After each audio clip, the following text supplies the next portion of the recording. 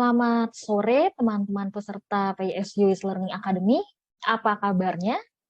Semoga sehat selalu dan jangan lupa selalu menjalankan protokol kesehatan.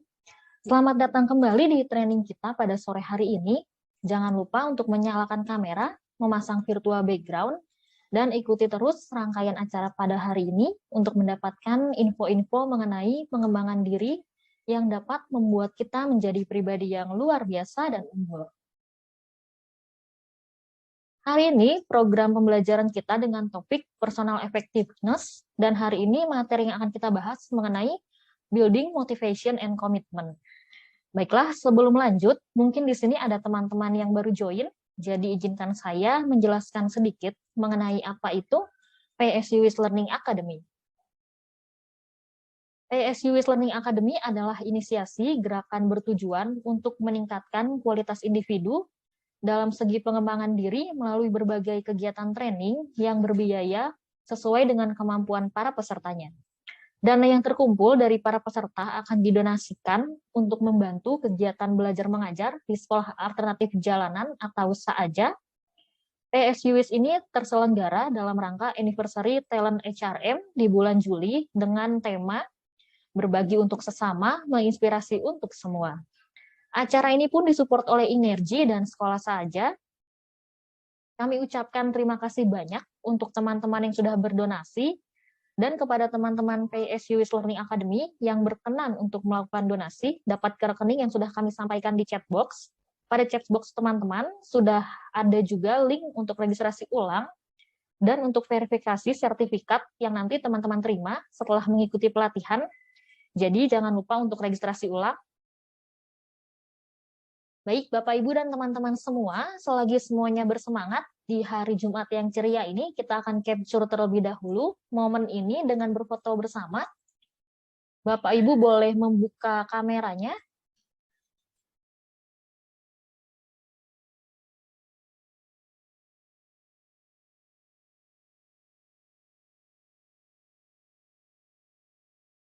Bagi Bapak Ibu yang belum membuka kamera, kami persilahkan membuka kameranya dahulu.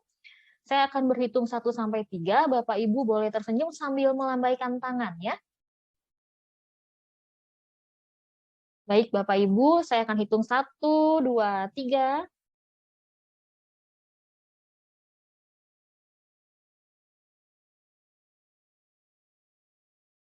Untuk Bapak Ibu yang di halaman kedua, boleh membuka kameranya, boleh tersenyum. Saya akan hitung sambil lambaikan tangannya. 1, 2, 3.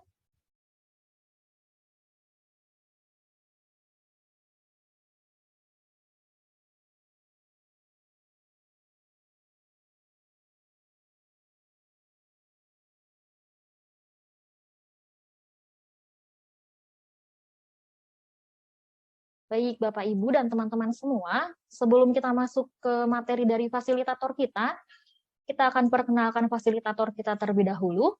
Hari ini fasilitator kita adalah Ibu Stefira Anjani. Beliau merupakan S1 dari Fakultas Psikologi di tahun 2010 sampai 2014. Lalu beliau merupakan Assessment Center Assessor Certified di 2015 dan di 2017 sampai 2020 beliau mengambil S2 Magister Profesi Psikologi Industri dan Organisasi. Di tahun 2015 sampai 2016 beliau merupakan Recruitment dan Selection Officer di PT Honda Prospect Motor. Selanjutnya di PT Triputra Group. Lalu di 2017 sampai sekarang beliau aktif dalam kegiatan pengembangan program pendampingan karyawan, konseling, dan narasumber terkait mental health dan psikologi. Dan langsung saja kita akan sapa Ibu Stevi. Halo Ibu Stevi, bagaimana kabarnya Bu? Halo Bu Yohana, kabar baik Bu. Selamat sore, salam kenal Bapak Ibu sekalian. Baik. Hari ini Bu Stevi akan membawakan materi mengenai building motivation and commitment ya Bu. Ya, betul. Untuk mempersingkat waktu, Bapak, Ibu, dan teman-teman semua, kami akan persilakan kepada Ibu Stevi untuk menyampaikan sesi ini. Silakan Ibu Stevi. Baik, saya sambil izin share screen terlebih dahulu ya. Sudah muncul Bu Yohana? Sudah Bu. Oke, saya perbesar. Oke, selamat sore Bapak Ibu rekan-rekan sekalian. Selamat datang ya pada webinar Building Motivation and Commitment yang diselenggarakan oleh Talent Human Resource Management dalam rangka CSR-nya dari THRM untuk bisa membantu adik-adik kita yang tergabung di Sekolah Alternatif Anak Jalanan. Nah, semoga pada hari ini kita bisa sama-sama berproses ya Bapak Ibu. Jadi harapannya nanti bisa sama-sama interaktif, Bapak Ibu bisa feel free ya untuk bisa bertanya atau menyampaikan pendapat di kolom chat Zoom supaya lebih asik juga nih interaktif ya proses webinarnya pada sore hari ini.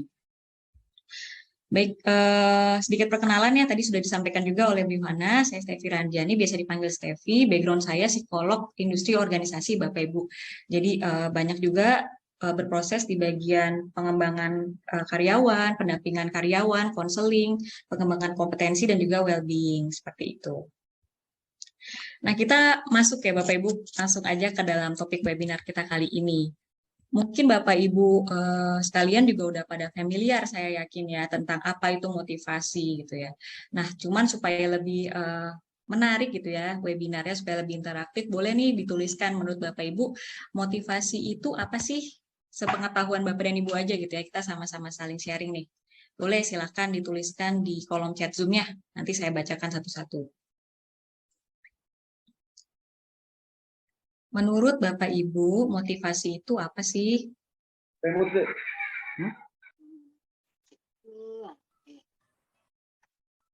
Adakah chat Zoom yang masuk?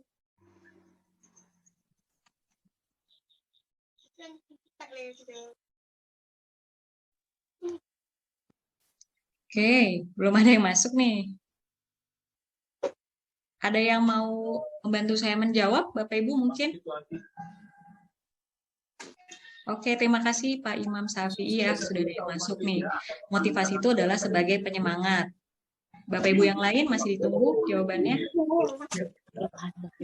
Oke, terima kasih Bu Yuni, jawabannya sudah masuk ya. Kalau menurut Bu Yuni, motivasi itu adalah proses yang menjelaskan intensitas, arah, dan ketekunan seorang individu dalam mencapai tujuannya. Siap, thank you Bu Yuni. Ada lagi dari Pak Adi, ini dari Dishub ya. Dorongan yang timbul pada diri seseorang. Thank you Pak. Ada lagi Bapak Ibu yang mau menjawab? Oke, baik. Mungkin dari tiga peserta dulu nih saya coba simpulkan ya. Oh, ada lagi nih yang masuk dari Pak Aris ya, dorongan untuk melakukan atau mencapai sesuatu. Jadi kalau dari pendapat yang sudah masuk, kurang lebih itu adalah dorongan dari dalam diri yang bisa menjadi penyemangat seperti itu Bapak Ibu ya dalam mencapai tujuan-tujuan kita. Oke, baik. Terima kasih ada Pak Masrur juga nih dari Dikpora mendorong kita untuk lebih baik dan bersemangat. Wow, banyak lagi nih yang masuk dari Pardi Dawati. Oke, absen ya, hadir katanya. Oke, terima kasih Bapak Ibu yang sudah bantu menjawab. Nah, untuk bisa menyamakan pengertian kita, ada nih salah satu definisi yang diungkapkan oleh Riff di tahun 2015 terkait dengan motivation. Saya bantu untuk menjelaskannya ya Bapak Ibu ya. Motivation is a condition inside us that desires a change, either in the self or the environment. Jadi kalau di Indonesia kan kurang lebih seperti ini. Motivasi itu adalah suatu kondisi dalam diri kita yang menginginkan suatu perubahan baik untuk diri kita maupun untuk lingkungan kita. Seperti itu. Nah, when we tap into this well of energy, motivation endows the person with the drive and direction needed to engage with the environment in an adaptive, open-ended, and problem-solving sort of way. Jadi sama seperti yang tadi sudah Bapak dan Ibu jawab gitu ya, itu adalah dorongan, betul. Dorongan yang memberikan kita energi, dan ketika kita memanfaatkan energi tersebut secara cepat dan tepat gitu ya, motivasi ini memberikan kita arahan dan kemampuan untuk bisa mencapai apa yang menjadi tujuan kita, seperti itu Bapak Ibu. Nah, si tokoh yang sama dari Riff ini sendiri juga menjelaskan tentang proses atau model dari motivasi itu sendiri yang terjadi di dalam diri kita. Jadi ini adalah penelitiannya beliau terkait dengan antecedent atau penyebab seseorang itu bisa termotivasi. Seperti itu Bapak Ibu. Nah, diawali dengan yang pertama, antecedent condition. atau kondisi penyebabnya. Bisa dari dua hal, Bapak Ibu. Bisa dari environmental events, event-event atau kejadian yang ada di lingkungan, atau social konteks, konteks-konteks sosial yang kita temui dalam keseharian kita. Nah, itu yang pada akhirnya membentuk motif status kita, status motivasi kita nih, motif kita apa gitu ya. Nah, motif ini yang pada akhirnya berikutnya membentuk kebutuhan kita, kognisi atau cara kita memproses, memikirkan, mempersepsikan sesuatu, dan juga membentuk emosi kita. Contoh gitu ya Bapak Ibu ya, environmental event kita itu adalah misal kita berada di keluarga yang background-nya dokter, orang tua kita dokter gitu contohnya ya. Terus kita melihat bahwa oh lingkungan kita memandang atau menilai dokter itu sebagai profesi yang dihormati karena membantu banyak orang yang sakit seperti itu contohnya. Dan itu membentuk pada akhirnya persepsi kita dan motivasi kita sehingga oh menjadi dokter itu adalah pekerjaan yang mulia dan itu menjadi motivasi yang ada dalam diri saya. Contohnya gitu ya. Dan itu pada akhirnya membentuk kebutuhannya dia, kebutuhan bahwa saya mau belajar untuk memenuhi impian saya menjadi dokter. Lalu membentuk juga kognisinya dia, cara dia berpikir. Oh, berarti untuk mencapai tujuan saya harus rajin belajar, saya harus bisa mencapai tantangan-tantangan atau hal-hal yang perlu dipersiapkan untuk menjadi dokter gitu ya. Nah, yang terakhir adalah emosi. Ketika dia bisa menyalurkan apa yang menjadi keahliannya dia untuk menjadi seorang dokter itu menimbulkan rasa puas atau rasa bahagia. Seperti itu Bapak Ibu ya. Jadi antasedennya seperti itu prosesnya nih. Nah, dari sini berikutnya dari motif status itu juga membentuk nih pada akhirnya implikasinya ke hal berikutnya, yaitu motif status ini membuat kita berenergi, seperti jawaban tadi Bapak Ibu yang di awal, terus memberikan kita direction, mengarahkan kita, dan sustaining atau memaintain kita, menjaga kita, supaya kita tuh tetap apa? Satu, dari segi behavior atau perilaku. Perilaku kita tetap menunjukkan, mungkin salah satu contohnya adalah konsistensi daya juang kita terhadap cita-cita kita, motivasi yang ingin kita capai. Yang kedua, engagement, seberapa kita terikat nih dengan tujuan kita. Misalnya kita senang bekerja di lingkungan di rumah sakit gitu ya. Kita merasa engage, jadi kita tetap nih berada di situ. Terus dari brain activity, jadi lebih aktif ketika kita melakukan hal-hal yang kita sukai. Lalu yang keempat itu adalah psikofisiologi. Psikofisiologi ini kalau di istilah psikologi itu adalah hal-hal yang berkaitan dengan dinamika psikologis kita yang pada akhirnya mempengaruhi cara kerja fisiologis kita. Gitu ya. Contohnya misalnya, orang kalau ada tipe orang yang mungkin kalau begadang itu sulit Bapak Ibu ya. Tapi karena dia tahu untuk menjadi dokter itu mungkin harus belajarnya effort gitu ya, harus lebih banyak upaya yang 082 dikeluarkan gitu ya 142 ya Bu. untuk bergadang gitu ya. Jadi dia mau nggak mau akhirnya punya nih dorongan untuk akhirnya bisa kuat untuk belajar di tengah malam gitu contohnya ya. Dan hal-hal ini kemudian yang pada akhirnya berpengaruh kepada life outcome atau hasil yang dimunculkan dalam kehidupan. Bisa dalam segi performance atau performanya dia gitu ya di pendidikan ataupun di pekerjaan. Lalu juga achievement-nya, pencapaiannya gitu ya karena dia ingin menjadi dokter yang berprestasi gitu ya. Dia willing nih, dia punya keinginan, dia punya kemauan untuk berkorban, mengorbankan waktu istirahat, waktu main untuk bisa mencapai prestasinya untuk learning, untuk belajar, untuk adjustment, penyesuaian diri, lalu untuk meningkatkan skill dan talenta, dan juga untuk terkait dengan well-being-nya dia, well-being atau kesejahteraannya dia. Ketika dia berhasil untuk mencapai tujuannya dia merasa sejahtera nih, bahwa apa yang dia harapkan, dia cita-citakan bisa tercapai. Jadi kurang lebih ini adalah proses dari motivasi model yang disampaikan oleh Riff di tahun 2015. Seperti itu Bapak Ibu ya. Nah, nanti kalau Bapak Ibu ingin bertanya atau menanggapi, langsung saja ya disampaikan di kolom chat Zoom Bapak Ibu. Jadi supaya menarik juga gitu, kita nggak satu arah. Seperti itu ya. Oke, baik kita lanjutkan. Nah, kalau tadi kita sudah sama-sama melihat definisi dari motivasi, terus kita melihat proses dari motivasi di dalam diri kita, pertanyaan berikutnya adalah, sudahkah kita benar-benar tahu nih, apa sih yang menjadi motivasi dalam diri kita? Gitu Bapak Ibu ya. Atau mungkin kalau sudah tahu, oh saya tahu kok motivasi saya adalah A atau B, tapi Apa benar itu? Atau Bapak Ibu mungkin sedang ingin memaknai ulang nih yang menjadi motivasi dari Bapak dan Ibu. Nah, untuk itu kita akan sama-sama simak Bapak Ibu ya beberapa mungkin pendekatan atau teori atau filosofi yang bisa kita jadikan referensi juga dalam membentuk motivasi kita ke depan. Nah, secara umum gini Bapak Ibu ya, motivasi itu dibagi menjadi dua. Yang pertama intrinsik dan yang kedua adalah ekstrinsik. Intrinsik dulu yang kita bahas. Yang pertama adalah terkait dengan personal growth. Personal growth itu adalah pengembangan diri kita secara mandiri. Jadi kita punya motivasi untuk mengembangkan diri kita gitu ya, baik dari segi pendidikan, baik dari segi kompetensi, baik dari segi spiritualitas apapun gitu. Nah, berikutnya adalah meaningful relationship. Bagaimana motivasi kita adalah untuk membentuk hubungan yang baik dengan pihak-pihak yang dekat dengan kita, mungkin dengan orang tua kita, atau dengan murid kita kalau dia sebagai pengajar, atau dengan rekan kerja, atau dengan keluarganya gitu ya, bisa macam-macam.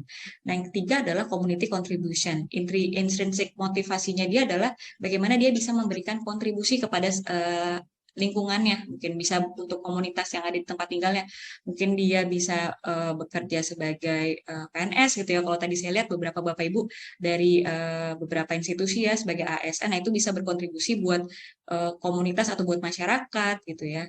Kemudian yang keempat adalah terkait dengan kesehatan kita atau orang-orang yang kita kasihi, seperti itu Bapak Ibu. Itu terkait dengan motivasi intrinsik. Nah, yang kedua adalah motivasi ekstrinsik nih. Ekstrinsik ini biasanya berupa kesuksesan finansial, jadi pengen punya financial freedom atau kebebasan secara finansial, nggak mau terlilit hutang, mau sukses secara keuangan supaya bisa bantu orang tua, bisa apapun ya motivasinya terkait dengan keuangan ini Bapak Ibu. Atau yang kedua adalah ingin mendapatkan social recognition atau pengakuan dari lingkungan sosial. Pengakuannya ini bisa berupa ketenaran, mungkin jadi selebgram gitu, jadi artis, atau bisa menjadi orang yang terpandang secara status sosial. Jadi misalnya bisa menjadi petinggi di daerah tersebut, atau menjadi orang yang dihormati gitu ya, bisa apapun itu bentuknya. Nah, itu adalah contoh dari social recognition. Yang ketiga adalah terkait dengan power. Power ini adalah bagaimana ia pada akhirnya bisa untuk memiliki kuasa untuk bisa membuat kebijakan mungkin yang bisa mempengaruhi hidup banyak orang, atau punya power untuk bisa memerintahkan orang lain atau mengarahkan hidup orang lain gitu ya. Itu adalah ekstrinsik yang ketiga. Nah, yang keempat adalah image yang dijaga, mungkin ingin menjaga image-nya supaya dinilai sebagai orang yang religius, atau image orang yang berprestasi, atau orang yang rendah hati, apapun gitu ya Bapak Ibu ya. Nah, itu adalah contoh-contoh dari motivasi intrinsik dan juga ekstrinsik. Nah, sekarang supaya nggak saya doang yang ngoceh, saya mau tanya nih, supaya Bapak Ibu juga ikutan ya berpartisipasi. Kalau dari Bapak Ibu sendiri, dari kedua jenis motivasi ini lebih banyak yang mana sih? Yang intrinsik atau ekstrinsik? Boleh ya tulis di kolom chat. Mungkin kalau intrinsiknya yang community contribution ditulisin tuh intrinsik trip community contribution. Gitu. Jadi silahkan nih coba dituliskan ya di bagian kolom chat Zoom. Sambil saya tunggu Bapak Ibu. Jadi manakah yang menjadi sumber motivasi Bapak Ibu, intrinsik atau ekstrinsik? Silahkan untuk diketikkan di kolom chat Zoom-nya.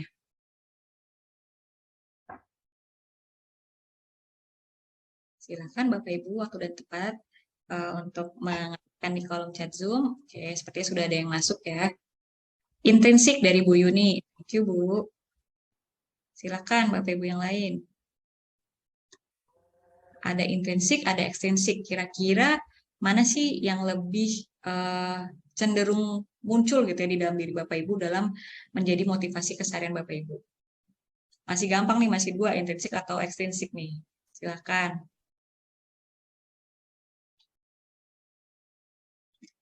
Oke, terima kasih Bu Agnes Desi ya, intrinsik personal growth. Baik, ada juga dari Pak Kuku, intrinsik, terima kasih. Pak Adi, intrinsik. Oke, sudah nih, nggak ada lagi yang mau jawab.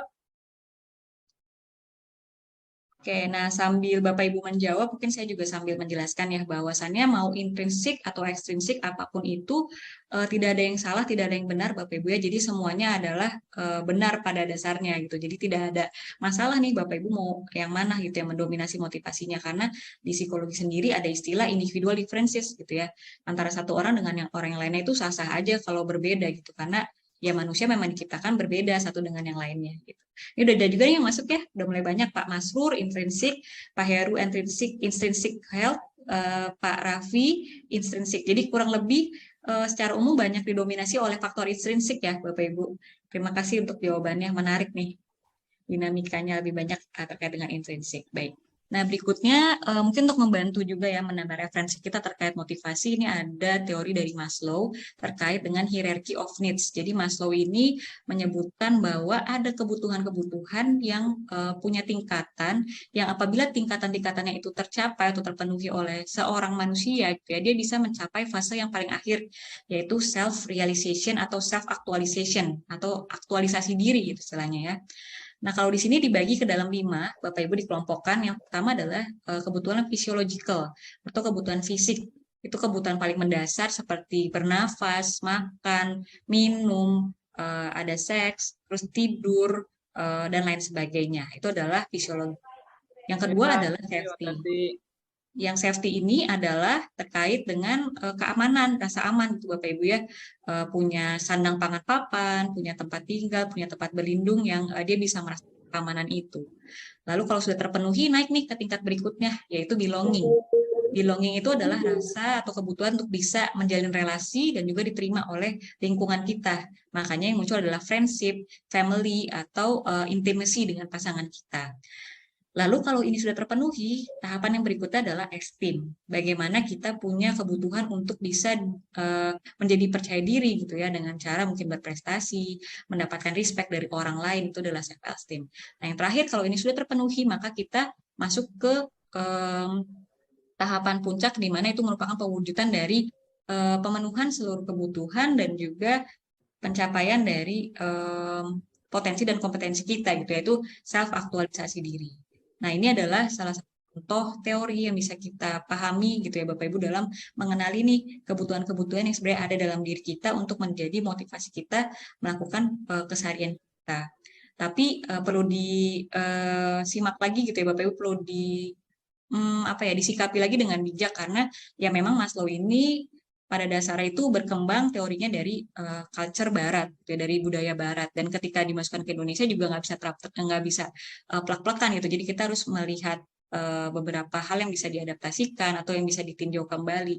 Walaupun memang pada aktualnya teori ini banyak juga digunakan pada berbagai setting gitu ya, baik di setting organisasi maupun di setting pendidikan untuk membantu kita mengetahui apa yang menjadi kebutuhan-kebutuhan yang perlu dipenuhi. Seperti itu. Nah, berikutnya adalah filosofi Ikigai gitu. Mungkin beberapa Bapak Ibu ada yang udah familiar, tapi ada yang belum tahu juga nih. Jadi makanya kita sama-sama bahas tentang Ikigai. Ikigai ini adalah suatu filosofi Bapak Ibu dari Jepang ya. Ikigai ini adalah singkatan sebenarnya. Kalau Iki itu adalah artinya hidup, dan gai ini adalah makna. Jadi makna hidup, bagaimana kita bisa memaknai kehidupan. Nah, itu tuh Ikigai ini berkembang cukup populer gitu ya, karena memang suatu filosofi yang didasari oleh suatu temuan bahwa masyarakat Jepang itu adalah masyarakat yang punya angka harapan hidup cukup tinggi. Angka harapan hidup cukup tinggi, tapi juga diiringi dengan kualitas hidup yang baik. Jadi mereka tuh diriset dan mereka dinyatakan sebagai orang-orang tua yang bahagia. Nah, ini salah satu rahasianya, yaitu filosofi hidup Ikigai. Nah, untuk filosofinya sendiri, dia terbagi atas 4 aspek kuadran gitu, Bapak Ibu. Yang pertama adalah terkait dengan apa sih yang kita cintai, kemudian apa bidang yang kita kuasai, apa yang dibutuhkan oleh dunia, dan apa skill yang membuat kita dibayar nih. Jadi contohnya ya, kita coba simak satu persatu. Apa yang kamu cintai? Tuh, kita mulai berefleksi terlebih dahulu nih. Kita fokus pada apa yang kita cintai atau kita sukai selama menjalani hidup. Misalnya memasak, menulis, traveling, berbagi, mengajar, atau meneliti. Itu contohnya. Berikutnya, apa sih bidang yang dikuasai? Jadi fokus pada bidang-bidang yang kita kuasai selama menjalani hidup. Misalnya kita jago mengolah data, mampu menganalisa data, atau mampu menggambar, jago bikin puisi, jago bersosialisasi, atau jago berhitung. Kemudian setelah berefleksi terkait dengan bidang yang kita kuasai, masuk ke apa sih sebenarnya yang dibutuhkan oleh dunia akhir-akhir ini gitu ya, dewasa ini. Misalnya fokus pada apa yang di dunia butuhkan dalam menjalani hidup, misalnya dunia butuh kesetaraan atau keadilan, atau lagi tren nih digitalisasi gitu ya, yang bisa mengkonektingkan gitu ya antara satu orang dengan orang lain meskipun mereka berbeda pulau atau berbeda negara, contohnya seperti itu. Nah, yang terakhir adalah apa skill yang membuat kamu dibayar. Ini fokus pada apa yang kita punya sampai orang lain tuh berani gitu untuk membayar kita selama menjalani hidup. Contohnya misalnya kita punya kemampuan bisa membuat video, bisa mengajar, bisa membuat atau menulis buku, bisa membuat musik gitu ya, apapun gitu Bapak Ibu. Jadi ini adalah kuadran-kuadran yang bisa kita pakai untuk membantu kita menemukan apa sih yang membuat kita bahagia gitu dalam setiap harinya. Nggak perlu langsung dalam hal yang kompleks, nggak perlu dalam hal yang langsung besar, tapi mulailah dari hal yang sederhana.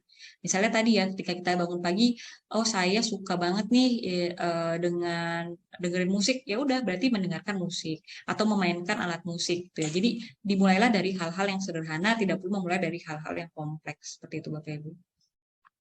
Nah, nanti dari keempat tadi kuadran yang ada apa yang kamu cintai, apa yang bidang yang kamu kuasai, apa skill yang membuatmu dibayar, dan apa yang dunia butuhkan, itu masing-masing irisannya ada lagi nih Bapak Ibu, maknanya membentuk 4 pilar. Pilar passion, pilar mission, pilar profession, dan pilar vocation. Untuk yang pilar passion sendiri itu adalah terkait dengan apa sih yang Bapak Ibu sukai gitu ya, apa yang kita sukai. Mungkin sesuatu yang membuat kita jadi senang untuk melakukannya, seperti hobi, seperti apa ya, kesenangan kita gitu ya, hal-hal yang sesuai dengan interest kita atau ketertarikan kita, itu yang pertama, pilar passion. Pilar yang kedua adalah mission. Apa sih sebenarnya hal-hal yang sedang dibutuhkan oleh dunia. Nah, ini adalah irisan dari apa yang kamu sukai dan apa yang dibutuhkan oleh dunia. Nah, contohnya misalnya adalah apa sih yang bisa kita kontribusikan nih untuk lingkungan kita, untuk komunitas kita saat ini. Mungkin contohnya ya, seperti yang dilakukan oleh teman-teman di THRM, yaitu melakukan CSR untuk membantu sekolah apa tadi itu, sekolah alternatif anak jalanan. Itu salah satu bentuk dari missionnya, jadi bisa membuat kontribusi nyata buat sesama. Itu yang kedua ya Bapak Ibu. Nah, yang ketiga adalah vocation, bagaimana kita bisa melakukan sesuatu yang membuat kita dibayar, karena biar bagaimanapun penghasilan juga adalah aspek yang penting Bapak Ibu untuk membantu kita melanjutkan kehidupan. Jadi bisa dilihat juga nih, kita punya skill di mana sih, kita jago di mana, dan apa yang dibutuhkan oleh dunia. Misalnya tadi ternyata yang dibutuhkan dunia adalah edukasi. Kita bisa mengajar orang menjadi guru, tapi juga kita dibayar. Itu salah satu contohnya. Nah, yang terakhir adalah profession. Profession itu adalah apa yang what we are good at, apa yang membuat kita tuh benar-benar ahli di situ. Apa sih keahlian kita gitu ya. Mungkin bisa tadi keahliannya jago menggambar, jago mengolah data. Nah, disitulah profession ini merupakan irisan dari tadi apa yang kita kuasai dan skill apa yang membuat kita dibayar. Jadi itu adalah dari 4 hal yang pertama kita sama-sama refleksikan membentuk 4 pilar irisannya Bapak Ibu ya. Nah, diharapkan ikigai ini tercapai ketika 4 pilar ini idealnya terpenuhi dan saling melengkapi gitu. Cuman untuk bisa mencapai atau menemukan ikigai itu memang pada dasarnya adalah gampang-gampang susah, bukan sesuatu yang instan. Dan kalau dari referensi yang saya baca gitu, itu adalah suatu proses yang dijalani ke setiap harinya, dimulai dari hal-hal yang sederhana sehingga pada akhirnya kita bisa menyetarakan nih antara keempat pilar tersebut. Nah, harapannya melalui sesi ini Bapak Ibu juga bisa sama-sama nih memetakan ya dengan profesinya saat ini, mungkin sebagai public servant, sebagai ASN, mungkin ada yang sebagai guru, ada yang sebagai perawat, ada yang sebagai mahasiswa gitu ya. Bisa memaknai ikigainya secara baik, dan itu bisa menjadi motivasi yang bisa menguatkan Bapak dan Ibu dalam setiap harinya. Seperti itu. Nah, ini ada sedikit tips ya untuk membangun motivasi diri Bapak Ibu gitu ya. Tadi ini juga adalah salah satu referensi yang saya baca juga. Jadi bisa juga Bapak dan Ibu melakukannya ya. Ini bebas aja. Ini salah satu referensi. Bisa mengambil waktu untuk merefleksikan adanya 3 pertanyaan ini. Jadi apa sih yang membuat Bapak Ibu benar-benar merasa bahagia dan puas? Apa hal-hal yang benar-benar disukai? Apa yang membuat Bapak dan Ibu sudah menguasai hal itu dengan baik? Bisa direfleksikan, lalu bisa dituliskan jawaban-jawabannya. Ini nggak harus 3, Bapak Ibu, kalau mau nambahin juga nggak apa-apa gitu. Yang penting membantu untuk membangun komunikasi dengan diri sendiri. Nah, coba susun, petakan hal tersebut, dan diskusikan dengan orang yang tepat. Bisa dengan mentor, bisa dengan atasan, bisa dengan support group, support system, siapapun, silahkan. Dan cari juga support system Bapak Ibu ya, bisa dari keluarga, dari teman, dari komunitas, yang pada akhirnya bisa sama-sama mendukung Bapak Ibu untuk bisa maju dan berproses bersama. Seperti itu Bapak Ibu. Nah, untuk ini sedikit ya, meredahkan otak kita sedikit yang dari tadi terpapar banyak referensi, ini ada sedikit fun fact aja Bapak Ibu. Ada sedikit temuan fakta-fakta lucu gitu ya, menarik.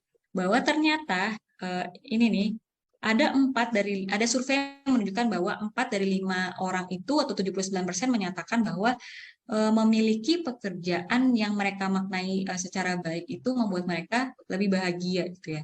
Jadi meaningful job itu membuat orang itu lebih bahagia, itu dilaporkan ya dari survei ini. Dan di sini ditunjukkan bahwa ya younger people atau orang-orang yang lebih muda itu ya mereka menyatakan ketika mereka bahagia gitu ya, menemukan pekerjaan yang bermakna itu membuat mereka tuh bahagia. Nah, ini surveinya nih dari rentang usianya ya.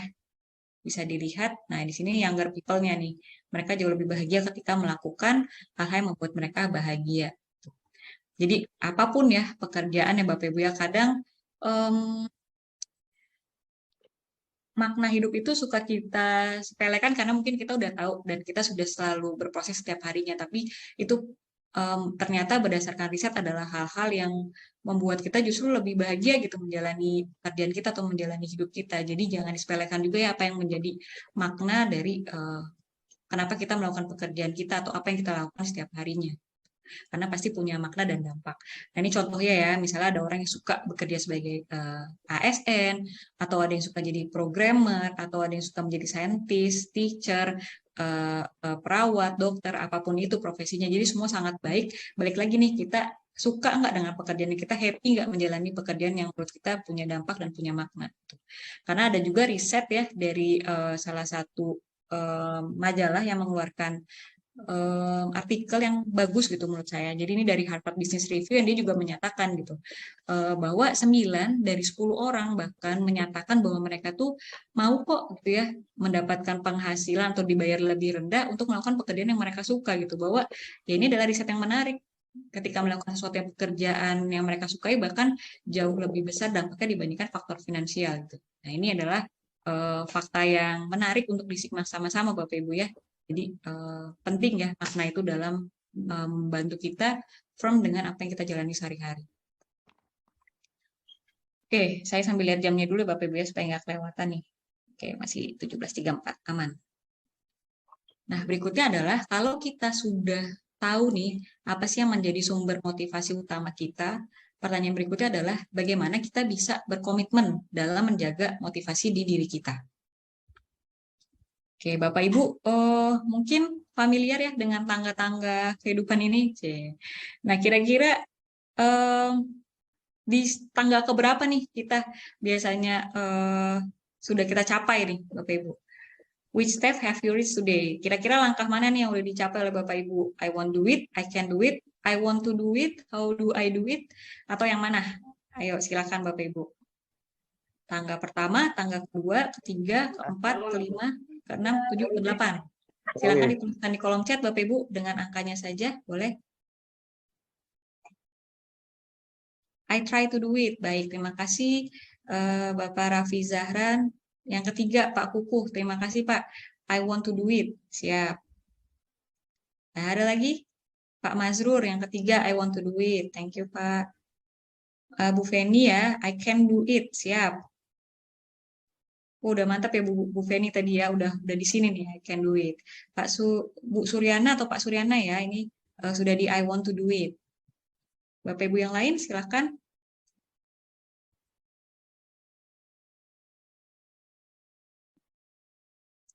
Oke, berarti rata-rata banyak kan di sini ya, I want to do it. Kalau tadi dari banyak jawabannya di angka ketiga ya.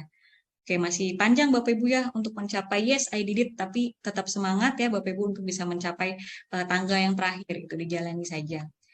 Nah, kalau dari saya pertanyaan yang berikutnya adalah, what if we want to stop before we finish what we've started? Bagaimana kalau pertanyaannya adalah begini, gimana kalau kita tuh pingin stop nih sebelum pada akhirnya kita menyelesaikan apa yang sudah kita mulai. Bahkan mungkin kita di tanggal kedua aja tuh udah mau stop gitu ya. Atau ini udah sampai di sini nih, how do I do it? Karena galau, bingung, kayaknya nggak bisa diselesain deh nih projectnya. Udahlah, stop aja deh, kayak emang saya nggak bisa gitu. Seberapa sering sih kita sering menghadapi kondisi ini? Pasti Bapak Ibu juga mungkin dalam fase-fase kehidupan atau aspek-aspek kehidupan, nggak cuma kerjaan, mungkin kehidupan pribadi atau kehidupan personalnya gitu ya, mengalami hal tersebut gitu. Nah makanya penting buat kita nggak cuma menemukan motivasi, tapi bagaimana berkomitmen menjaga si motivasi itu gitu Bapak Ibu ya. Nah untuk bisa menjaga motivasi, sebenarnya ada film, cuplikan film. Coba sebentar ya. Oke. Nah, belum bisa di-share, saya coba stop share dulu. Harap ditunggu sebentar, Bapak Ibu ya.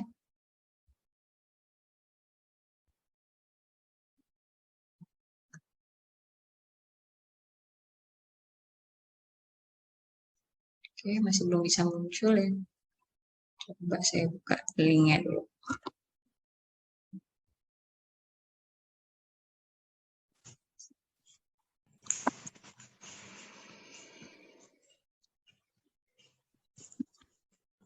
Bapak Ibu nanti kalau ada yang mau ditanyakan silahkan langsung saja menuliskan pertanyaannya ya di kolom chat Zoom. Jadi nanti bisa dibantu oleh Bu Yohana mungkin ya untuk nanti kita sama-sama bahas di bagian tanya jawab.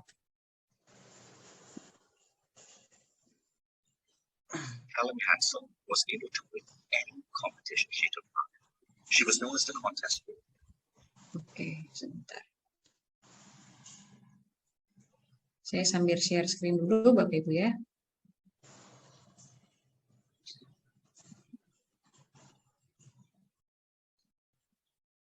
Sudah muncul Bu Yohana? Muncul, Bu. Oke, baik. Terima kasih, Bu. Silakan Bapak Ibu ya, kita coba saksikan dulu sama-sama. Nanti saya akan menanyakan nih insight yang Bapak Ibu dapatkan melalui video ini.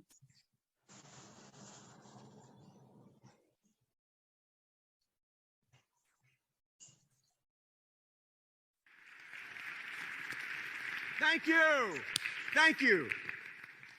Beyond boundaries. What a theme, huh? Beyond. Now, when I think of boundaries, I think of rules, regulations, and restrictions. And I think of the parents and the teachers and the supervisors who hold us accountable with regard to those boundaries. Now, that's not a bad thing.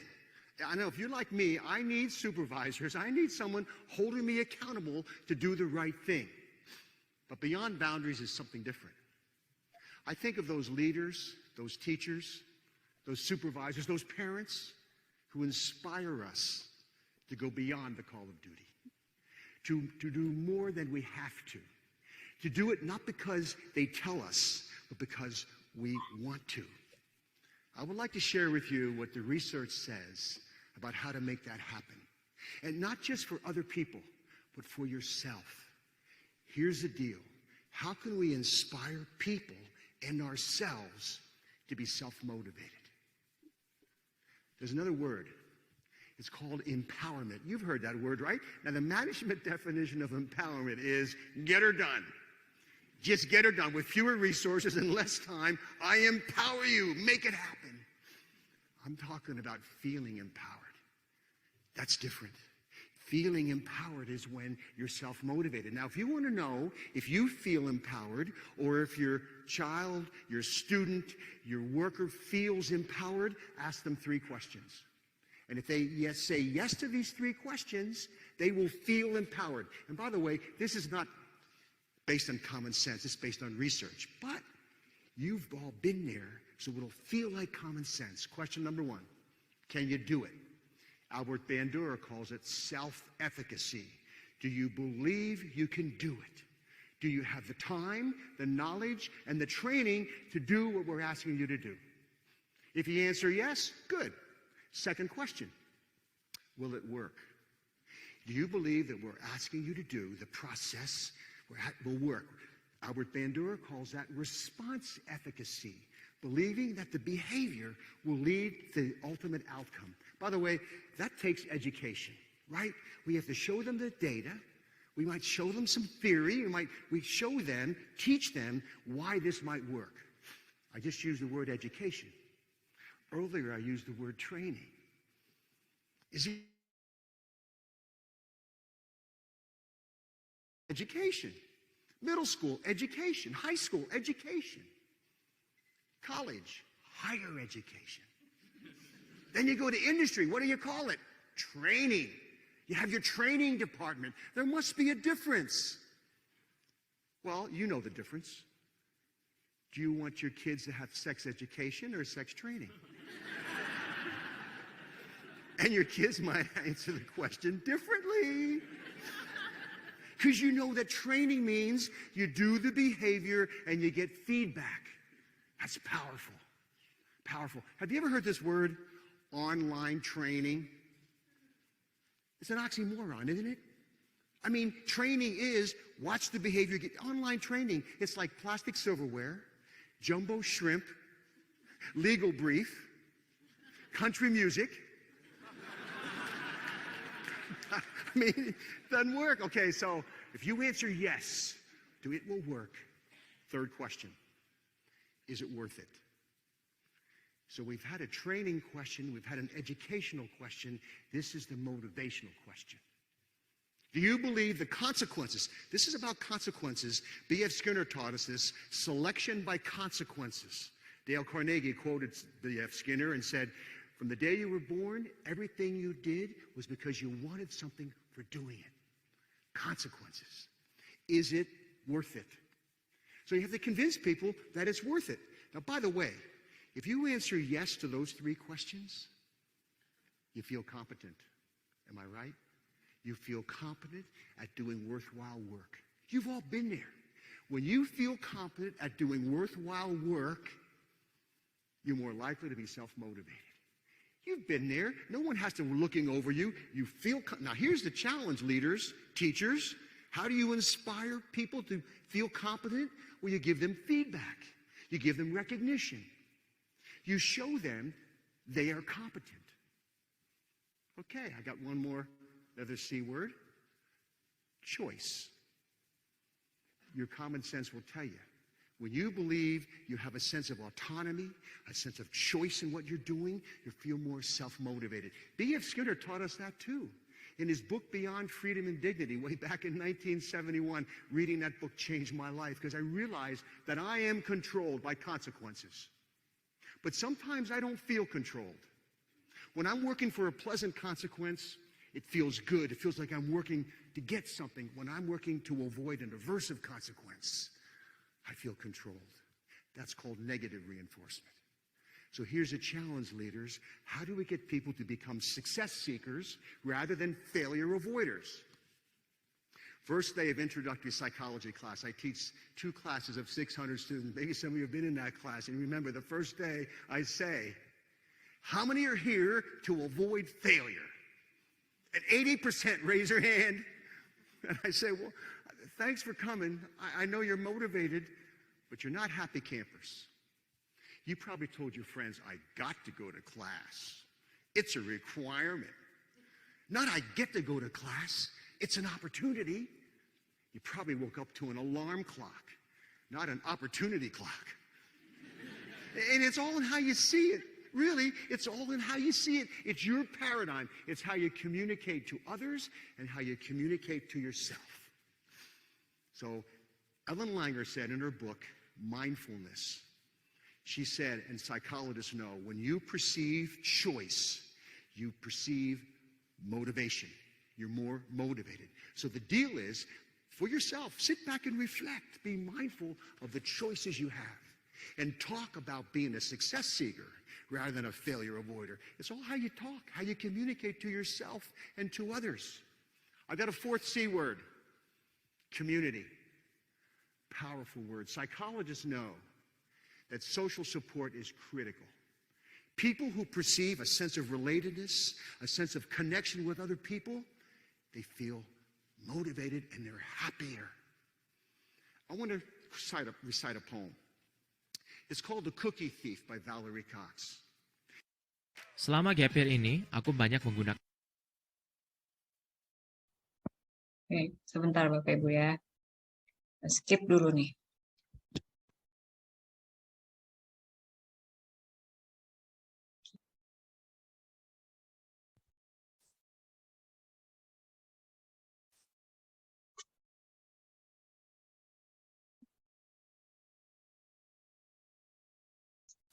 Oke, sebenarnya poin-poinnya sudah disampaikan tadi ya. Itu adalah penyampaian dari Scott Geller ya, tentang the psychology of self-motivation.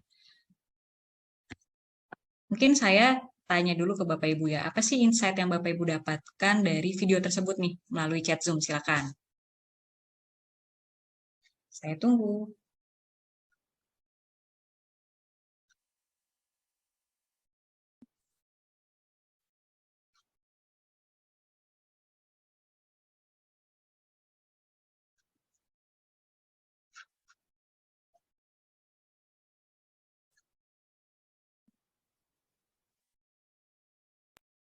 Masih typing Bapak Ibu.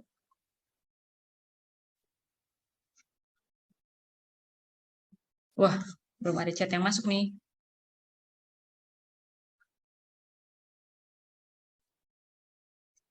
Ada yang mau sukarela menjawab mungkin?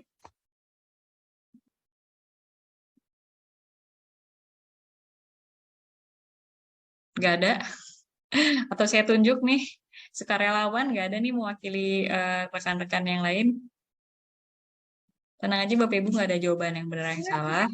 Jadi ini lebih ke insight yang Bapak Ibu dapatkan. Oke, baik. Ada yang masuk nih dari Pak Adi di sub ya. Segalanya diawali dari rasa mencintai, karena dengan rasa mencintai akan mengejar semaksimal untuk mencapai. Oke, terima kasih Pak Adi. Mungkin Pak Adi mau open mic sama open video Pak, menyampaikan insight yang Bapak dapatkan nih. Silakan Pak Adi, sambil kenalan ya ke Bapak Ibu yang lain. Ya, terima kasih. Saya Adi Santoso dari Dinas Perhubungan Trenggalek. Ya, salam kenal Pak. Karena sesuatu, kalau memang diawali dari cinta, maka akan mengejar semaksimal mungkin sampai tercapai tujuan itu. Oke, baik. Terima kasih Pak Adi untuk insight-nya ya. Sama-sama. Baik, dari Bapak Ibu yang lain, ada lagi? Jangan mau kalah dari Pak Adi, Bapak Ibu. Oke, belum ada lagi ya. Nggak apa-apa Bapak Ibu. Jadi kalau tadi yang Bapak Adi sampaikan adalah segala sesuatunya diawali dari rasa mencintai, karena dengan rasa mencintai, mengejar sesuatu itu akan maksimal. Betul banget Pak. Nah, ketika kita sudah sama-sama tahu nih apa yang kita sukai dari segala sesuatu yang kita ini ya, kita jalani gitu Bapak Ibu.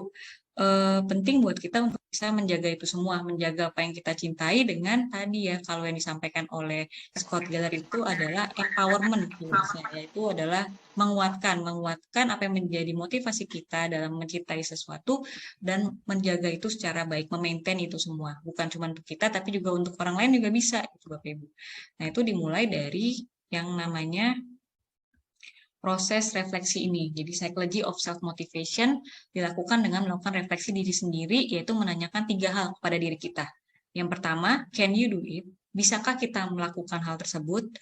Yang kedua, will it work? Apakah itu akan bekerja secara baik? Apakah itu akan berhasil? Yang ketiga adalah, is it worth it? Apakah itu berharga gitu? Apakah itu sepadan untuk dilakukan? Nah, kalau tadi si Scott bilang, kalau kalian menjawab tiga-tiganya dengan pertanyaan yes, maka bagus. Kalian dalam kondisi termotivasi dan juga kalian terempower atau terkuatkan secara baik gitu ya untuk menjaga motivasi diri.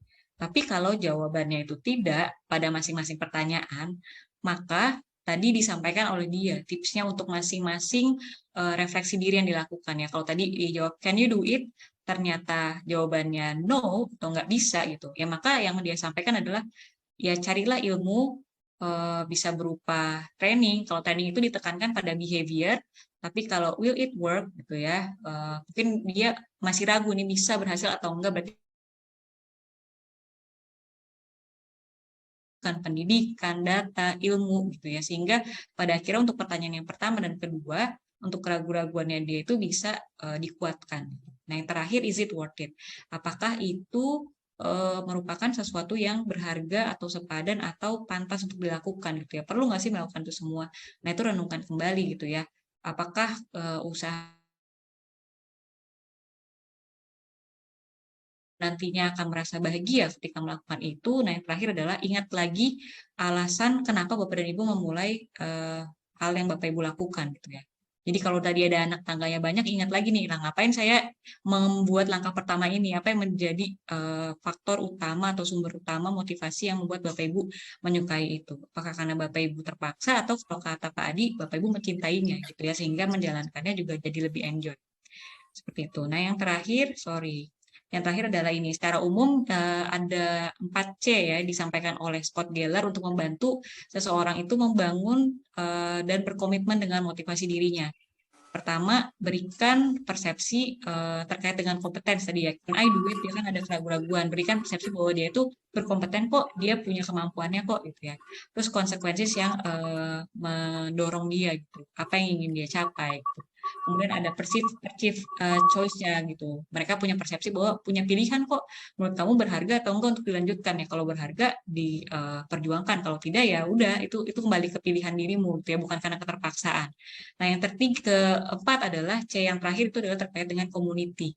Dia bilang dari riset secara psikologi, community ini adalah hal yang kritikal karena memberikan kita dukungan sosial yang mana ketika kita down itu bisa menjadi suplemennya ya gitu ya, untuk bisa membantu kita tetap memaintain apa yang menjadi motivasi kita dalam mencapai tujuan kita. Seperti itu Bapak Ibu.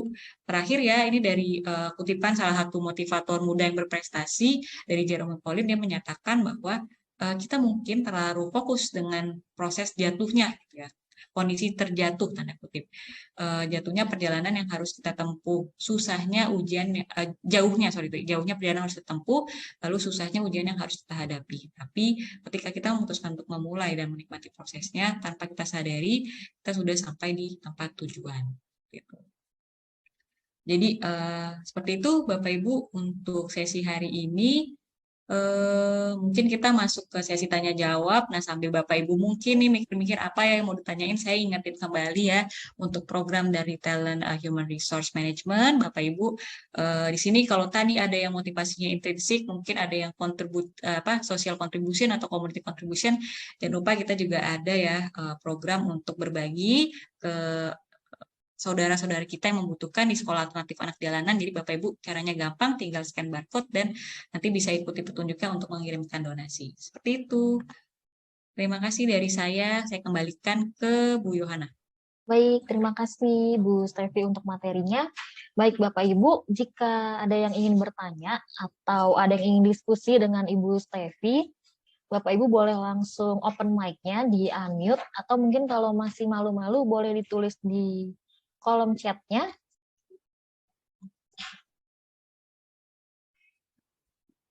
Atau mungkin dari Bapak Ibu ada yang ingin curhat, boleh ya Bu ya?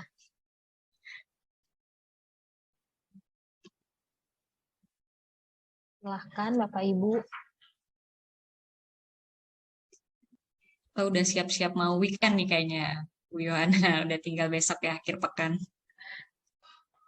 Silahkan Bapak Ibu, ada yang mungkin nggak harus bertanya, Bapak Ibu kalau mau berbagi atau mau menanggapi, berbagi pesan ke rekan-rekan yang lain untuk menguatkan, nggak apa-apa juga ya di kolom chat. Bu.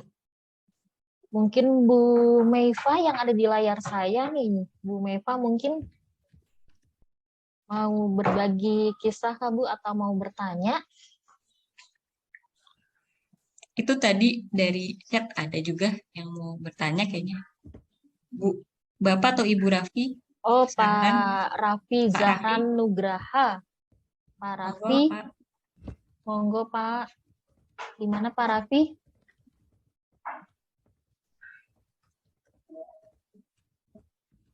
Pak Raffi mau berbagi, berpendapat, atau bertanya, atau berdonasi? Oh, itu dia. Ada pertanyaan dari Pak Raffi. Pertanyaannya ya. Begini, saya punya motivasi nih, idola saya jadi motivasi saya untuk maju. Apa itu bisa dianggap motivasi, Bu? Oke.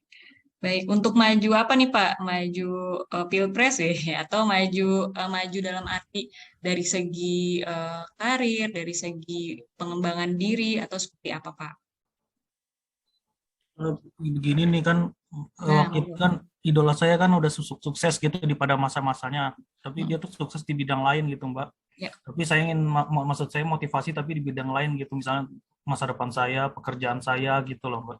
ya bisa. Gitu loh Mbak. Ya, baik. Terima kasih pertanyaannya Pak Raffi. Kalau jawabannya sendiri itu bisa ya Pak ya. Berarti kan tadi Bapak lebih kepada idolanya itu sebagai inspirasi ya Pak untuk bisa membantu Bapak juga karena idolanya itu sukses, idolanya itu berprestasi, maka Bapak juga mau nih berkembang tapi meskipun di bidang yang berbeda dan itu bisa Pak menjadi motivasi yang positif gitu buat pengembangan diri dari Pak Raffi Zahran sendiri gitu. Mungkin boleh dibagikan Pak nih idolanya siapa sih supaya kita juga apa bisa tahu nih, bisa siapa tahu juga jadi termotivasi gitu Pak Raffi.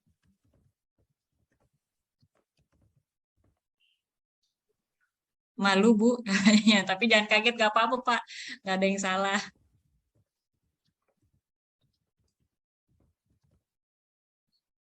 Nike Ardila, oh iya karirnya bagus sekali ya Pak di dunia musik ya, berarti ya kalau Ibu nih, Mbak Nike Ardila. Siap, terima kasih sudah maju nih buat Pak Raffi Zahran. Mungkin dari Bapak Ibu yang lain. Mungkin dari Bapak Ibu yang lain ada yang ingin bertanya atau diskusi. Baik, Bu Stefi, ada pertanyaan dari Ibu Yuni. Boleh sharing Bu Stefi di HR kalau untuk memotivasi. Ya, Bu Yohana kayaknya terputus ya. Bu Yohana Halo. tadi terputus, Bu Yohana. Oke, halo Bu. Ya, aman-aman. Udah jelas ya? Oke. Ya. Ada pertanyaan dari Bu Yuni, Bu. Hmm. Boleh sharing Bu Stefi di HR, kalau untuk memotivasi karyawan, baiknya kita analisa menggunakan tools apa, Bu? Waduh, siapa yang share screen itu? Baik, terima kasih Bu Yohana sudah membantu menanyakan pertanyaan dari Bu Yuni ya terkait dengan bagaimana tools ya untuk mengetahui motivasi karyawan untuk bisa dianalisa.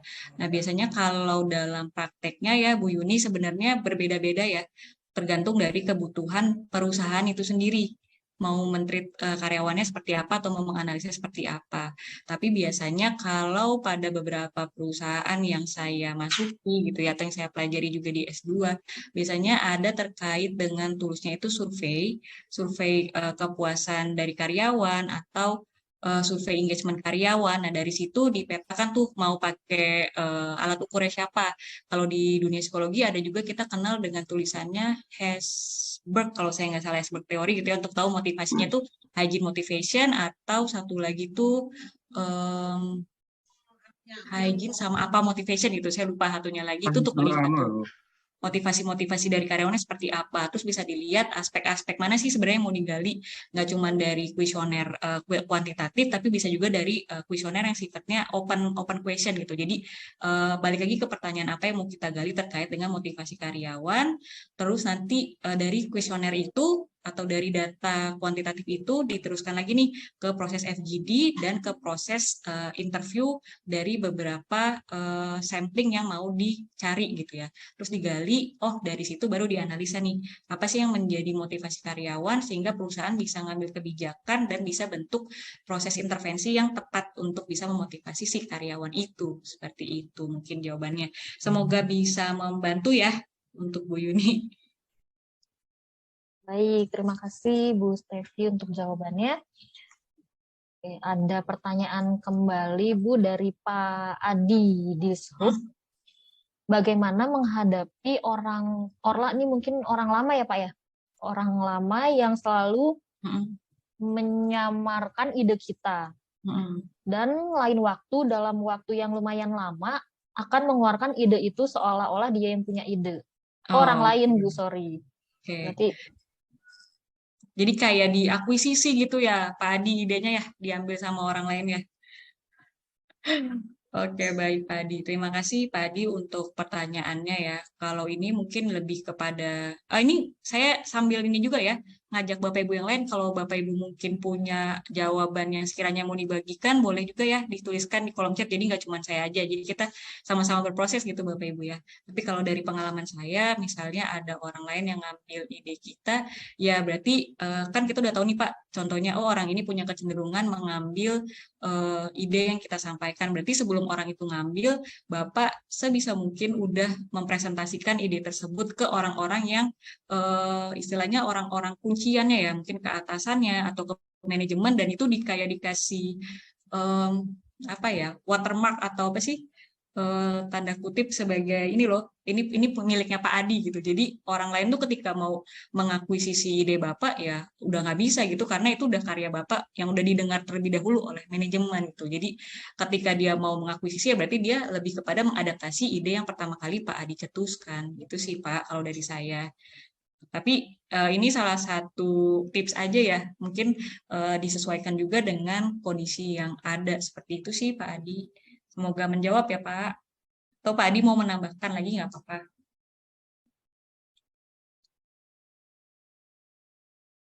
Baik, ada pertanyaan lagi Bu dari Pak Zuki. Mm-mm. Kalau ketemu karyawan yang sudah tidak bisa dimotivasi, apa yang harus kita lakukan Bu sebagai atasan? Oke, baik. Nah, mungkin saya perlu mengklarifikasi dulu ya. Ini Bapak atau Ibu Suki, saya nggak tahu. Saya mohon maaf ya menyapanya Bapak atau Ibu Suki. Menanyakan dulu nih, tidak bisa dimotivasinya itu dalam konteks seperti apakah? Mungkin bisa dijelaskan dulu supaya nggak terlalu melebar nih.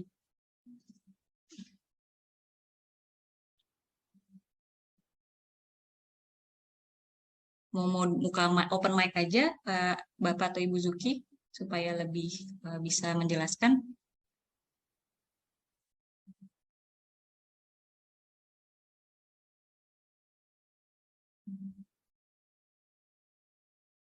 Oh, malas bekerja. Baik. Jawabannya tadi ya dari Pak Zuki. Iya, tadi open mic bukan ya? Oke, tidak bisa dimotivasi, malas bekerja. Apa yang harus dilakukan sebagai atasan? Oke, malas bekerja itu mungkin adalah bentuk perilaku yang muncul ya, Bapak Ibu, yang terlihat gitu. Tapi sebenarnya itu ibarat batu es ya. Malas bekerja itu perilakunya, tapi kita perlu tahu nih motif-motif yang dibawanya kenapa sih dia itu malas bekerja. Yang perlu digali adalah sebagai atasan perlu menggali nih sebenarnya kamu tuh berperilaku malas bekerja kenapa? Apakah yang pertama dia itu karena sedang banyak pikiran, atau dia merasa aspirasinya tidak disalurkan, atau mungkin dia ada masalah keluarga, masalah dengan atasannya sendiri gitu ya, tapi nggak bisa menyampaikan, atau masalah karir, atau dia tidak menyukai pekerjaan itu. Jadi bisa banyak sekali alasannya, dan menurut saya itu dulu sih Bapak Ibu yang perlu digali ya. Sehingga ketika kita melihat dia tidak hanya dari perilaku, tapi kita bisa tahu nih latar belakangnya dia bersikap seperti itu kenapa. Karena dinamikanya bisa beragam. Nah, ketika sudah tahu, nah sebagai atasan adalah berikutnya ya memberikan treatment yang sesuai dengan apa yang dibutuhkan. Kalau tadi terkait dengan karir, oh dia ngerasa karirnya mentok, contohnya gitu yang biasanya muncul kan gitu. Karir saya mentok nih, ya berarti atasannya menanyakan, kamu aspirasi karirnya seperti apa gitu. Kalau di sekarang ini dalam 3 tahun ke depan mungkin tidak bisa, apa yang bisa kita dukung nih sebagai organisasi, saya sebagai atasan, apa yang diharapkan gitu ya. Apakah mau coba belajar di departemen lain, atau mau coba diberikan training, atau mau dikasih sebagai pemimpin proyek, karena meskipun dia nggak bisa naik secara karir, bisa jadi dia dikembangkan nih, punya kebanggaan yang menjadi penyebabnya gitu. Karena bisa beragam juga gitu treatment yang diberikan. Seperti itu, semoga menjawab ya Pak Zuki atau Bu Zuki. Baik, ada pertanyaan lagi Bu Stevi dari Waduh, Pak banyak nih. Kukuh. Minta pencerahan hubungan antara motivasi dengan kepuasan kerja, Bu. Oke, baik. Terima kasih Pak Kuku. Ini pertanyaannya saya jadi kayak pertanyaan ini ya, ujian skripsi sama tesis ya. Penelitian korelasional antara motivasi dan kepuasan kerja. Nah, itu mesti saya baca juga ya Pak secara mendalam gitu, hubungannya seperti apa nih motivasi dan kepuasan kerja mungkin dari karyawan gitu ya. Mungkin kalau untuk pertanyaannya Pak Kuku, secara gamblang saya belum bisa nih secara jujur ya menjelaskan hubungannya itu dinamikanya seperti apa, karena kan banyak model-model penelitian ya. Tapi nanti kalau misalkan saya dapat nih, saya simpen dulu ya Pak pertanyaan dari Pak Kuku, nanti saya kasih lagi nih hubungannya sebenarnya seperti apa sih dinamika dalam mempengaruhi antara motivasi dan kepuasan kerja, karena beragam nih, tergantung dari teori sama pendekatan motivasinya, motivasi dari teorinya siapa, kepuasannya kepuasan siapa gitu. Tapi harusnya banyak sih skripsi atau tesis yang membahas kayak gini. Seperti itu, semoga menjawab ya Pak Kuku. Masih ada lagi, Bu. Boleh, nggak apa-apa. Kayaknya makin malam makin panas ya, Bu. Iya, nggak apa-apa, Bu. Dari Bu Nanda Nugraheni, bagaimana caranya memiliki motivasi kerja yang baik? Oke, baik. Terima kasih Bu Nanda untuk pertanyaannya ya. Kalau tadi kita sudah sama-sama bahas dan petakan gitu ya, cara memiliki motivasi kerja yang baik, yang paling penting pertama kita tahu dulu apa yang menjadi alasan paling mendasar kita memilih pekerjaan tersebut gitu ya, kita menjalani pekerjaan tersebut. Misalnya Bu Nanda background-nya apa ya, mungkin jadi guru, atau menjadi ASN, atau menjadi saintis gitu ya. Semua bidang pasti punya tantangannya masing-masing, punya titik jenuhnya masing-masing gitu ya. Tapi balik lagi nih, kalau kita sudah dasarnya menyukai pekerjaan itu, mau suka dukanya, mau ada pahit-pahitnya juga udah kita siap itu untuk kita telan gitu. Jadi balik lagi, ketika kita tahu itu pilihan kita tahu konsekuensinya, tapi kita tetap menyukai, maka itu yang bisa menjadi apa ya, menjadi penjaga kita untuk bisa memaintain si motivasi yang kita miliki gitu sih Bu. Jadi kembali lagi ke hal mendasar, apa yang menjadi motivasi kita. Kalau saya pernah gitu ya, sedikit sharing pengalaman itu dengan salah satu profesi, yaitu apoteker. Apoteker tuh belajarnya susah Bapak Ibu ya, setengah mati dia belajar untuk bisa dapat profesi itu, terus juga bekerjanya ketika mereka di lingkup site itu luar biasa capek banget gitu. Mereka bisa harus perpanjang shift ketika ada masalah, terus harus benar-benar teliti banget karena berhubungan dengan hidup dan mati orang gitu ya, kan tuh obat ya, akan dikonsumsi orang. Dan pekerjaannya benar-benar nggak apa ya, benar-benar menantang lah maksudnya ya untuk mengerjakan itu. Tapi balik lagi, saya pernah bertanya kenapa sih kamu tetap bertahan gitu dengan tekanan yang begitu besar. Jadi dia balik, ya karena saya memang menyukai profesi ini, saya memilih profesi ini karena menurut dia dengan mengambil profesi itu dia bisa benar-benar memberikan kontribusi ke orang lain, dia bisa ngembangin obat, dia bisa nyembuhin orang. Jadi makanya itu membuat dia tetap termotivasi terlepas dari banyaknya tantangan sih. Semoga menjawab Bu Nanda. Baik, Bu Stevi, mungkin sebelum kita close sesi pertanyaan, ada satu pertanyaan tadi, sepertinya kelanjutan dari Pak Zuki. Oke. Yang tadi ini minta gaji gede, Bu, tapi tidak mau dipromosi. Dia minta gaji gede, tapi tidak mau dipromosi. Oh ya, ya berarti digali lagi sih Pak. Kalau dari mungkin dari saya sarannya adalah menggali lagi. Kalau kamu tidak mau dipromosi, terus apa gitu? Dari dianya sendiri apa sih yang menjadi aspirasinya dia gitu ya, supaya bisa mendapatkan penghasilan lebih gitu ya. Karena penghasilan sendiri tidak harus dari gaji di kantor ya. Kalau misalkan dia nggak mau dipromosi kan biasanya promosi otomatis gaji naik ya, tunjangan naik. Nah kalau bukan itu yang dia cari, sementara itu yang bisa Bapak berikan atau yang didukung oleh organisasi, ya mungkin bisa sarannya di luar organisasi. Cobalah cari penghasilan tambahan. Misalnya ngambil proyek di luar kerjaan, atau dia buka bisnis, atau dia usaha sampingan. Sekarang kan juga banyak ya Bapak Ibu kerja-kerja sambilan sambil kerja juga gitu ya, bisnis-bisnis online. Itu juga mungkin bisa di-encourage Pak, atau Ibu Zuki ya tadi ke anak buahnya itu. Jadi kalau misalkan Bapak sudah memfasilitasi secara baik dari segi organisasinya, sudah dicoba tawarkan untuk promosi, terus dia juga tetap nggak mau gitu ya, tapi minta gaji gede ya, coba dieksplor ke hal-hal yang lain ya, penghasilannya nggak cuma gaji gitu sih. Baik, Bu. Nampaknya ada satu lagi, boleh ya Bu Stevi? Boleh, nggak apa-apa Bu Yohana. Dari Pak Rois, tidak dipungkiri semua orang bekerja mayoritas motivasinya adalah pendapatan, gaji atau uang atau honor. Apakah motivasi seperti itu negatif? Mungkin sekaligus ada dari Pak Kuku juga, Bu. Pak Kuku ya berkaitan ya, Ya. dampak negatif ya. Dampak negatif dari motivasi adakah, Bu? Oke, baik. Terima kasih pertanyaannya Pak Muhammad Rois dan Pak Kukuh ya. Kalau saya menjawabnya ini dari suatu kutipan yang bagus banget itu dari salah satu ahli jiwa yaitu Viktor Frankl ya. Dia menyatakan seperti ini, stimulus itu Bapak Ibu semua stimulus sifatnya netral. Kembali lagi kepada kita mau meresponnya seperti apa.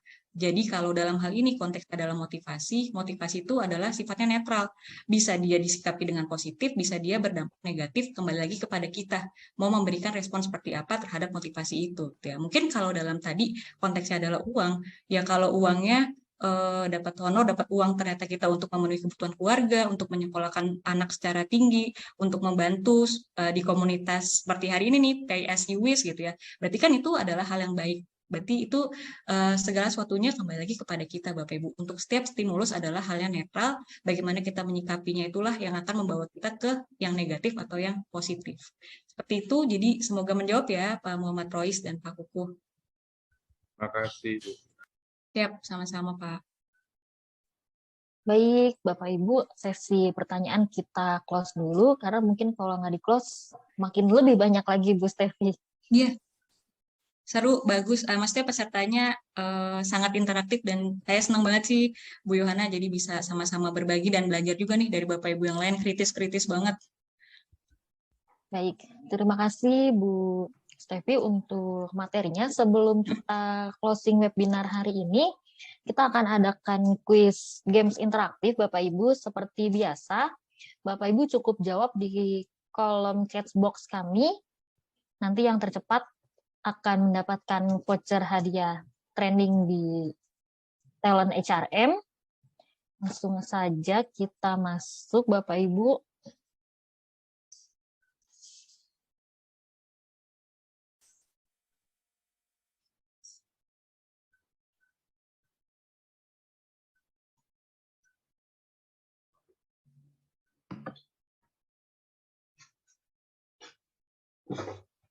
Baik Bapak Ibu, kita akan langsung masuk ke pertanyaan pertama. Sebelumnya, hadiahnya akan mendapatkan voucher diskon training senilai Rp1 juta. Bapak Ibu bisa memakai sampai di Desember 2022. Pertanyaan pertama, tebak kata itu duga atau tebak. Nah, Bapak Ibu boleh jawab kata selanjutnya. Ada dari Ibu Yuyun Eka Setda. Silakan Bu, boleh open mic jawabannya Ibu Yuyun. Sangka. Kita lihat jawabannya ya Bu. Betul. 1 poin untuk Bu Yuyun. Terima kasih. Kita masuk ke pertanyaan selanjutnya. Lengkapi peribahasa berikut. Lain ladang, lain titik-titik. Bapak Ibu silakan jawab. Ini ada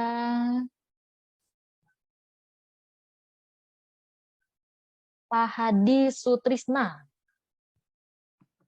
Pak Hadi Sutrisno dari Kecamatan. Boleh di open mic-nya Pak jawabannya? Hadi? Iya Bu, lain ladang, lain belalang Bu. Oke, kita lihat jawabannya ya Pak. Oke, tepat sekali Pak Hadi mendapatkan 1 poin. Terima kasih Pak. Selanjutnya pertanyaan ketiga. Bapak Ibu tebak urutan lirik lagu nasional berikut. Judulnya adalah Jali-Jali. Bapak Ibu silahkan tulis di kolom chat box kami.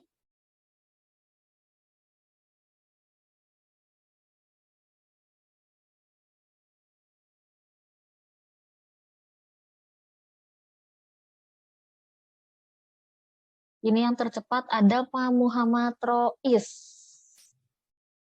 Jawabannya apa, Pak? AJB. Kita lihat jawabannya.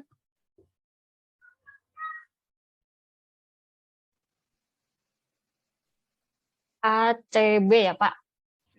Boleh dinyanyiin sepenggal mungkin, Pak Rois? Ini dia si Jali-Jali. Lagunya enak, merdu sekali. Capek sedikit tidak peduli sayang. Gitu mungkin ya. Tepat sekali, Pak Harois. Terima kasih loh, Pak. Saya yes, Pak. Yes. Selanjutnya, pertanyaan keempat, Bapak Ibu. Ini tebak kuliner, clue-nya gambar yang ada di layar. Bapak Ibu silahkan jawab. Ada Pak Adi S. Dishub. Silakan Pak jawabannya Pak. Karedok. Karedok. Kita lihat jawabannya. Tepat sekali Pak Adi, 1 poin untuk Pak Adi. Kita lanjut lagi ke pertanyaan kelima. Ini tebak kota. Bapak Ibu clue-nya gambar di layar. Bapak Ibu silakan tebak kota apakah?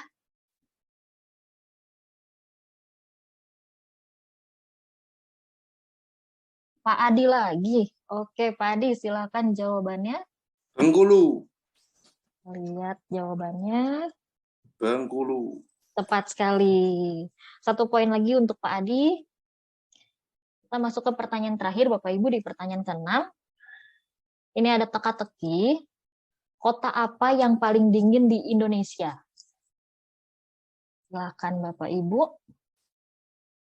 Kota Bandung masih belum tepat. Kota Batu masih belum tepat. Cibubur masih jauh, Pak. Kota Bogor belum. Bahkan Bapak Ibu belum ada yang tepat. Magetan masih salah. Ciamis juga masih salah. Kota Parapat belum juga, Pak Aris. Oke, kita buka jawabannya. Mungkin Puncak belum. 3 jawaban selanjutnya. Jika masih salah akan saya buka jawabannya, Bapak Ibu ya. Batu Malang, Puncak Jaya, Trenggalek, Bogor belum. Dieng, oke. Kita buka jawabannya saja Bapak Ibu ya. Oke. Kota S. Bapak Ibu jawabannya adalah kota Aceh. Karena ada AC-nya Bapak Ibu. Jadi kotanya paling dingin di Indonesia.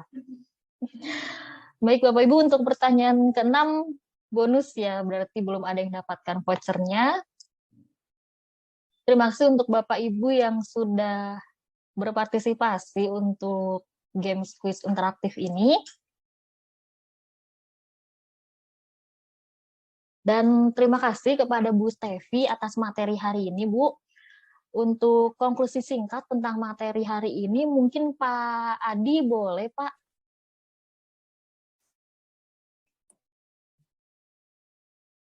Pak Adi S. Dishub mungkin boleh yang Bapak dapatkan hari ini, Pak, tentang webinar hari ini, kira-kira Bapak boleh sharing singkat saja.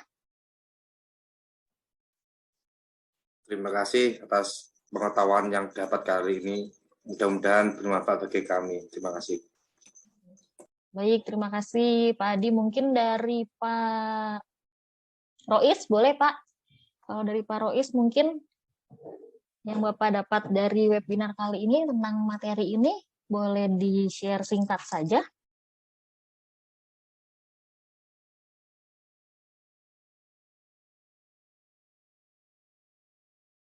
Pak Rois ada?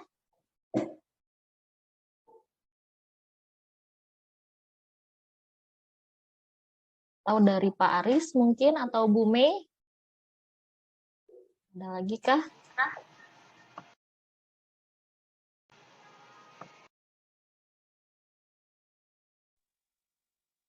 Pak Aris boleh, Pak Aris.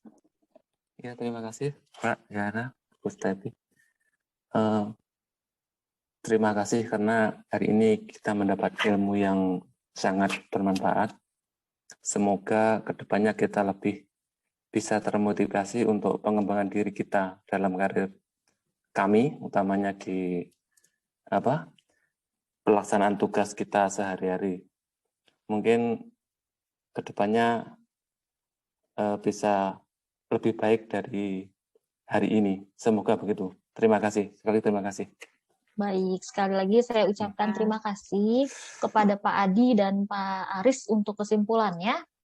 Dan teman-teman, untuk training di hari Senin kita akan membahas mengenai communication with confidence. Jadi teman-teman dan Bapak Ibu semua jangan sampai ketinggalan. Demikianlah telah kita ikuti bersama rangkaian acara PSU Wish Learning Academy. Kami ucapkan terima kasih kepada Bu Stevi dan kepada Bapak Ibu semua untuk atensi dan partisipasi Bapak Ibu semua. Jangan lupa tetap menjalankan protokol kesehatan, jangan lengah, tetap menjaga jarak, hindari kerumunan, dan cuci tangan, serta selalu tetap lebih kreatif dan produktif. Saya, Yohana, beserta tim bertugas hari ini, pamit undur diri dan semangat sore. Terima kasih Bapak Ibu, sampai jumpa di webinar hari Senin. Selamat malam, selamat beribadah bagi yang ingin menjalankan sholat, dan selamat beristirahat. Terima kasih, selamat malam. Terima kasih Bapak Ibu, selamat malam. Saya mohon izin undur diri. Terima kasih. Selamat malam. Malam. Oke, selamat malam Bu Stevi. Terima kasih Bapak Ibu. Iya.